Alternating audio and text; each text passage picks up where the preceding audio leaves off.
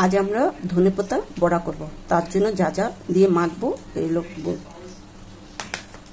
যেখানে ডাল বাটা আছে, এখানে ধনেপাতা ধুয়ে কেটে নিয়েছি।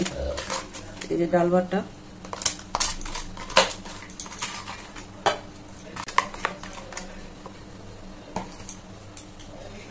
এক চামচ চালের গুঁড়া, এই চামচের এক চামচ চালের গুঁড়া, এক চামচ ময়দা,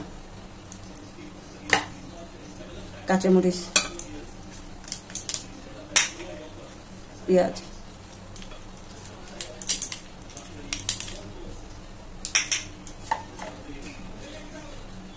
সামান্য একটু বেকিং পাউডার,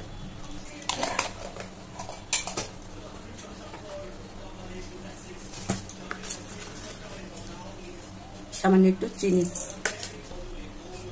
ও একটু লবণ, সবকিছু মেখে তেলের মধ্যে বড়ার মতন ভাজবো।